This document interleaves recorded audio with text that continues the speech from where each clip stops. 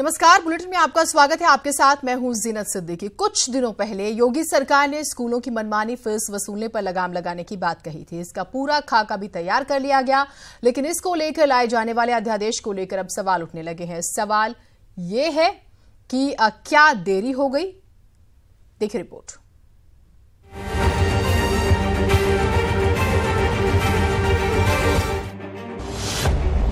योगी सरकार का बड़ा फैसला, प्राइवेट स्कूलों की मनमानी पर ब्रेक।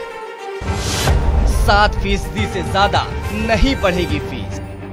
5 साल से पहले नई ड्रेस बिल्कुल नहीं।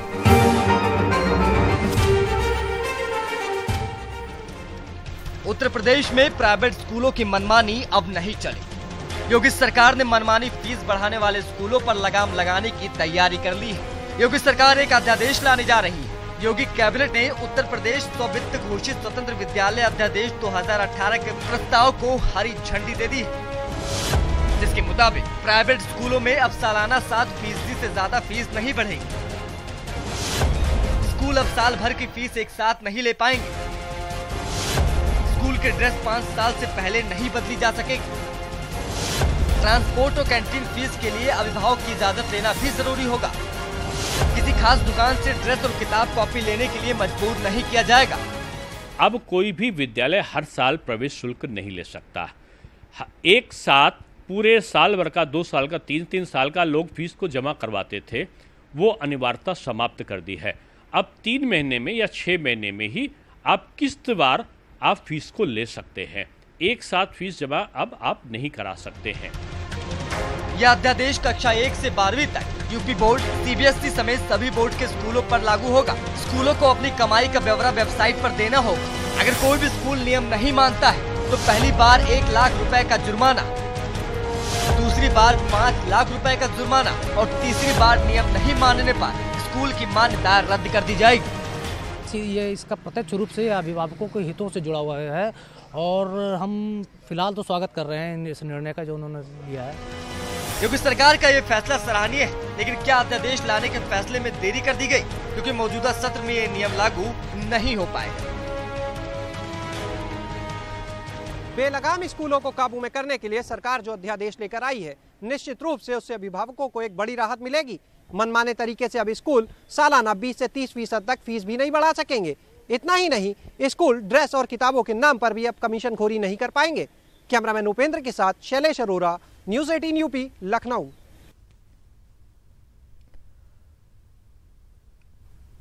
तो बेहद ही महत्वपूर्ण इस फैसले को माना जा रहा है। नरेंद्र सिंह राणा हमारे साथ प्रवक्ता बीजेपी जुड़े हुए हैं, मुजाहिद किदवई प्रवक्ता समाजवादी पार्टी, राजेश शुक्ला महामंत्री लखनऊ अभिभावक संघ हमारे साथ जुड़े हैं।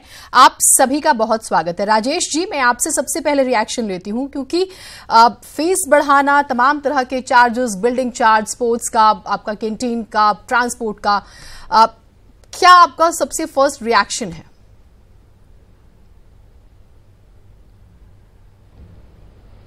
देखिए, मैं सबसे पहले तो ये जो अध्यादेश शासन द्वारा लाया गया है, मैं इसका जो स्वागत करता हूँ। ये एक अभिभावकों के हितों से जुड़ा हुआ है ये पूरी तरह से, और सबसे महत्वपूर्ण बात यह है कि इससे सारे अभिभावक लाभ को मदद मिलेगी। अपने जो आर्थिक उनका जो लिमिटेशन है उसके अनुसार वो अपने का कर पाएंगे, पहली चीज। और दूसरी चीज ये है कि जो सबसे दूसरी बात यह है कि जो इसका इम्प्लीमेंटेशन कैसे होता है, ये महत्वपूर्ण है। ठीक, किस प्रकार से अगर सही प्रकार से इम्प्लीमेंटेशन हो जाए तो बहुत ही अच्छा निर्णय है, और इस पे जो है सभी लोगों को फायदा मिलेगा निश्चित तौर पर। ये आपने बहुत अच्छी बात कही कि इम्प्लीमेंट कैसे होता है, क्योंकि अध्यादेश आया है, क्योंकि ये भी एक सवाल है कि क्या इस सेशन में तो मुश्किल लग रहा है। मुजाहिद जी, आपका रिएक्शन भी बहुत इंपॉर्टेंट है, फिर नरेंद्र जी से बात करते हैं। आप क्या कहना चाहेंगे, किस तरह से देखते हैं इस फैसले को?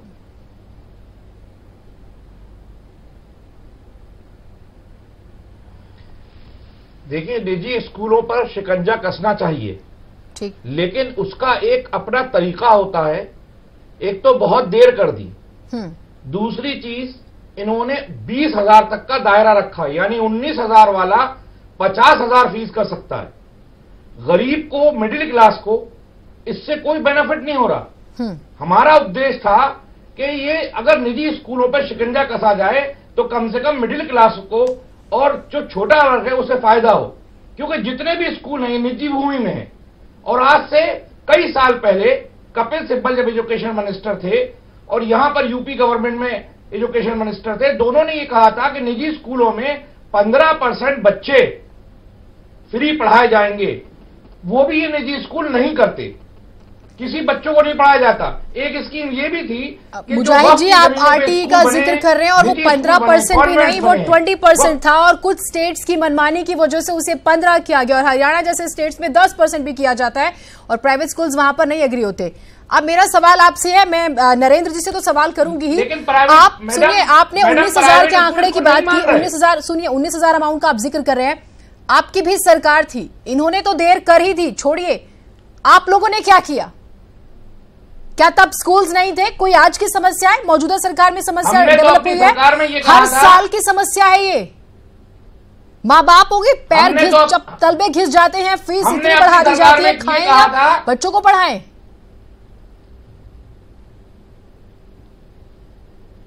देखिए, हमने तो अपनी सरकार में अपने स्कूलों को अच्छे करने की बात की थी। हमने तो एक नोटिफिकेशन किया था कि आईएएस आईपीएस के बच्चे सरकारी स्कूलों में पढ़ें। हमने ये नोटिफिकेशन किया था। हम तो ये चाहते थे कि अपने स्कूल आगे बढ़ें। आज ये स्वेटर नहीं दे पा रहे, जूते नहीं दे पा रहे अपने स्कूलों में। निजीकरण स्कूल की बात कर रहे हैं कि निजी जो कॉन्वेंट चल रहे हैं वो स्कूल सुधारे जाएं, अपने स्कूल को सुधारने की बात नहीं कर रहे। हम तो स्वागत कर रहे हैं ऐसे फैसले का, बहुत अच्छा है, लेकिन इम्प्लीमेंटेशन जैसा कि अभी कह रहे थे, लेकिन आपने कहा कि आपने बात करी थी। अब बात करने से कहां बच्चों का भविष्य बनता है? माँ बाप की तनख्वाह उस पैमाने पर नहीं बढ़ती जिस पैमाने पर स्कूलों की फीस बढ़ती है और ज्यादातर स्कूलों के ताल्लुकातों की बात करें प्राइवेट स्कूलों के, तो उसमें भी नेताओं का जिक्र होता है। छोड़िए, नरेंद्र जी से जान लेते हैं, आपके पास आएंगे खिदवई जी। नरेंद्र जी, एक सवाल जो बहुत जेन्युइन भी है। नहीं, मैं एक बात और कहना चाह रहा हूँ। एक मिनट मैडम। ठीक है, प्लीज कहिए जी। 1 मिनट मैडम, मेरी बात सुन लीजिए। प्लीज कंप्लीट कीजिए। आज सेल टैक्स के स्कूल की दुकानों पर छापे पड़ गए। चलिए ठीक है नरेंद्र जी, इम्प्लीमेंट कैसे होगा? क्योंकि ये वाला सेशन तो मुश्किल लग रहा है कि इस वाले सेशन में ये फायदा मिल पाएगा। कैसे आप लोग जो है कि जल्द से जल्द इसको लागू करेंगे? देखिए, ये जो निर्णय हुआ है इसमें तीनों पक्ष हैं। इसमें अभिभावक भी हैं, स्कूल के प्रबंधक भी हैं और सरकार भी है। तीनों ने बैठकर पूरे 1 साल के अंदर ये लगातार मॉनिटरिंग हुई कि किसी का भी अहित ना हो और उद्देश्य वही है कि सबको अच्छी शिक्षा भी मिले। तो ये सब चीजें तीनों आज देखा होगा आपने सारे अखबारों में, जो स्कूल के मालिक हैं प्राइवेट स्कूलों के, उन्होंने प्रशंसा की, अभिभावकों ने प्रशंसा की। सरकार के ऊपर इम्प्लीमेंटेशन कराने का कोई बहुत बड़ा ऐसा कारण नहीं है कि वो उसमें विलंब हो। सरकार ने जो नियम, जो कानून बनाकर तय किए हैं कि पहले साल, दूसरे साल, तीसरे साल और इतनी फीस तक आप देंगे और ये फीस आपकी कमर्शियल मानी जाएगी, ये फीस आप ले सकते हैं। इसके अलावा कॉपी किताब, जिसके लिए सही में फोर्स किया जाता था, वो मालिक किताबों के हों चाहे वो यूनिफॉर्म के हों, वो लोग बड़ा बड़ा कमीशन स्कूलों को देते थे और बच्चों को वहीं से वो खरीदना पड़ता था। तो वो बाध्यता माँ बाप से हटाई कि आप स्कूल फोर्स नहीं कर सकता, बच्चा जहां से चाहेगा किताब लेगा, जहां से चाहेगा अपनी ड्रेस लेगा और ड्रेस 5 साल के अंदर वही रहेगी, उसको बदला नहीं जाएगा। तो इस प्रकार से ये सबकी सहमति से हुआ निर्णय है, तो इसको स्कूल ने मान लिया है और जो स्कूल नहीं मानेंगे, मान लीजिए, तो उनके खिलाफ कार्रवाई करेगी सरकार। हमने अपने घोषणा पत्र में, जब हम चुनाव लड़ रहे थे, हमने मांग, जब विपक्ष में थे तो लगातार समाजवादी पार्टी से भी की, हमेशा की, अभिभावक आते रहे, मिलते रहे, लेकिन किसी ने कुछ सुना नहीं। अब जब हम अपनी सरकार बनाने जा रहे थे तो हमने प्रदेश की जनता से ये वादा किया था कि हमारी सरकार बनने के बाद हम शिक्षा के क्षेत्र में ये महत्वपूर्ण कदम उठाएंगे। और हमने कोई जल्दबाजी में नहीं लिया। मैंने शुरू में ही आपसे कहा कि इसमें हमने स्कूल जिनके हैं उनको बुलाया, अभिभावकों को बुलाया, सरकार सम्मिलित हुई। सरकार जहां योगदान दे सकती है, सहायता दे सकती है, वो उपलब्ध कराएगी और सरकार की मंशा के अनुरूप माँ बाप के हित को देखते हुए बच्चों को अच्छी शिक्षा मिले, तो ये एक समग्र प्रयास है और जो बहुत ही सराहनीय प्रयास है, क्योंकि शिक्षा नहीं, प्रयास तो सराहनीय है, लेकिन सवाल ये है कि क्या हमने देर कर दी है, क्योंकि बच्चों की फीस की समस्या कोई आज की नहीं है, सालों से चली आ रही है। हर साल मैंने इसीलिए कहा प्रोटेस्ट हो रहे हैं। मैं आप देर इसलिए, हाँ नहीं, देर इसलिए नहीं कि अगर हम आनन फानन में कोई ऐसा निर्णय करें जो बाद में किसी भी पक्ष को, मैंने 3 पक्ष बताए, उसको तकलीफ हो, तो वो किसी के फायदे में नहीं हो। तो जिस तरीके से सरकार ने फैसला लिया है उसके बाद कई सवाल हैं, उसी पर जो है राय मशवरा जो है वो हो रही है बहस। राजेश शुक्ला जी हमारे साथ हैं।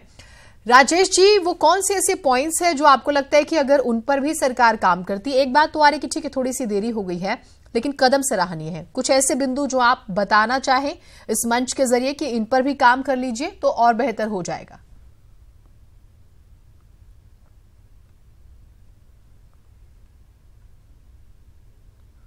ड्राफ्ट रिबन का तैयार हुआ था, ये दिसंबर फर्स्ट वीक में ये विधानसभा में ला दिया गया था। उसके बाद से उसको जो है लागू कराने में इन्होंने अप्रैल तक कर दिया। अगर ये इसको पहले किया होता तो शायद हमें और लाभ मिल सकता था इसका। एनसीईआरटी के लिए किताबों के लिए कहा जाता था पाठ्यक्रम जो है वो देखिए हाई स्कूल जो है एनसीईआरटी के पैटर्न पे होता है, तो हमें पूरा पाठ्यक्रम जो एनसीईआरटी बेस्ड ही करना चाहिए था। लेकिन अभी भी जो है प्राइवेट प्रकाशन की पब्लिकेशंस की सीबीएसई वाली चलती हैं, तो इन पे अगर ध्यान दिया जाता है कि अगर जो उसे जो है एनसीईआरटी बुक शुरू से लागू कर दिया जाता तो ज्यादा महत्वपूर्ण होता। दूसरी चीज मैं चाहूंगा कि जो है जैसे जिनके 3 बच्चे एक ही स्कूल में पढ़ते हैं उनको कुछ छूट मिलने चाहिए। जैसे अभी अपनी मर्जी पे स्कूल जो है 50-50% या दे देता है। मैं चाहूंगा कि कम से कम एटलीस्ट एक बच्चे को फ्री होना चाहिए इसके लिए। और उसके अलावा मैं सिंगल गर्ल चाइल्ड के लिए जो है जैसा कि केंद्र सरकार गाइडलाइंस है उसमें फ्री होना चाहिए था, लेकिन अभी भी जो है निजी स्कूल कोई भी इस नियम को मानने को तैयार नहीं है। ठीक है, वो सारे पॉइंट्स हैं, वो फिर इतनी उम्मीदें प्राइवेट स्कूलों से करना भी शायद ज्यादा हो जाएगा, क्योंकि वो तो 25% जो गवर्नमेंट ने डिसाइड कर रखा है उसके तहत ही एडमिशन देने में उन्हें आफत आ रही होती है। खैर, किदवई साहब, क्या आप सरकार के इस कदम का स्वागत करते हैं? और दूसरी बात यह कि अगर आपके भी जहन में कुछ मशवरे हैं, हालांकि आपकी सरकार में नहीं हुआ, ठीक है, ये शिकायत रहेगी, तो आप प्लीज वो साझा कर दीजिएगा। फिर हम नरेंद्र जी से जवाब ले लेते हैं कि जल्द से जल्द वो इस पर काम कब तक करेंगे।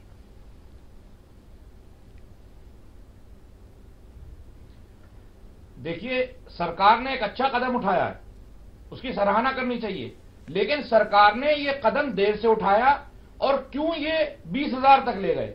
इसको अगर 10,000 पे रखते, 5,000 पे रखते, 8,000 पे रखते तो ज्यादा फायदा होता उन मिडिल क्लास लोगों को, उन लोगों को जो गरीब हैं, जो नहीं पढ़ पा रहे, उनको इसमें ज्यादा फायदा होता।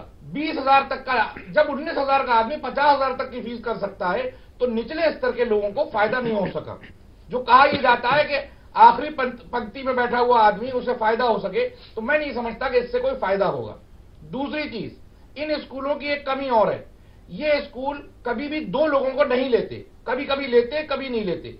मेरा एक सुझाव है सरकार से कि अगर उसका भाई पढ़ रहा है तो बहन को ले, बहन पढ़ रही है तो भाई को ले, क्योंकि अलग अलग स्कूलों में जाते हैं। यहां पर यह हो रहा है, जैसे बड़े बड़े स्कूल है, लामैट, ये लॉरेटो है, इस तरह के बहुत से कॉन्वेंट पूरे उत्तर प्रदेश में हैं, लेकिन जिला अधिकारी की चिट्ठी हो, कमिश्नर की चिट्ठी हो, अवॉइड कर देते हैं और ये लोग नहीं लेते। जबकि ये नियमावली होना चाहिए कि अगर किसी का भाई या किसी की बहन पढ़ रही है तो उसका एडमिशन जरूर होना चाहिए और इन स्कूलों की फीसों में और कमी होना चाहिए। हम तो चाहते हैं और कमी हो ताकि लोगों को और फायदा हो सके। अगर सरकार हमारी आवाज सुन रही है और आपके माध्यम से पहुंच सकता है तो इसमें जितने लोग मिडिल क्लास हैं उनको ज्यादा फायदा हो, यही हम आशा करते हैं। आपने बहुत अच्छी बात कही। नरेंद्र जी, कुछ सवाल आए हैं। अव्वल तो ट्रांसपेरेंसी बहुत इंपॉर्टेंट है, क्योंकि स्कूल्स की बात करें, स्कूल्स जो है अगर कोई लॉ बनता है वो अपने आप को बचाने के रास्ते निकाल लेते हैं पहले ही, तो उस पर आप लोग कैसे जो है नजर रखेंगे? जिस ट्रांसपेरेंसी का जिक्र हुआ, कुछ पॉइंट्स जो है वो राकेश जी ने बोले, कुछ पॉइंट्स जो है किदवई जी के थे, तो कहीं ना कहीं कुछ पॉइंट्स बहुत जेन्युइन है, तो उस पर कैसे नजर रहेगी, मॉनिटरिंग किस तरह से होगी? नहीं, निश्चित रूप से मैंने कहा ना कि सरकार के पास पूरा तंत्र होता है मॉनिटर करने के लिए और सक्षम अधिकारी होते हैं। तो सरकार एक सतत प्रक्रिया होती है, किसी की भी सरकार हो बहती हुई नदी की तरह है। उसमें किन चीजों को और जोड़ा जाना चाहिए वो चीजें जुड़ती हैं, किस कारण से ढिलाई रह गई वो कारण ठीक किए जाते हैं। यही तो सरकार का काम है। सरकार कोई जड़ नहीं होती है। सरकार अभी इस जो हमने प्रारूप बनाया है इसको लागू करने के बाद इसमें आ रही कठिनाइयां, वो कठिनाइयां तीनों स्तर पर देखी जाएंगी, क्योंकि सबसे पहला कार्य है कि बच्चे का भविष्य है, उसको उच्च शिक्षा मिले, बच्चे को एक अच्छे भवन में शिक्षा मिले। आप देख रहे हैं सुप्रीम कोर्ट का जो है वो गाइडलाइन है कि आप बिल्डिंग कोड के अनुसार ही मान्यता देते हैं।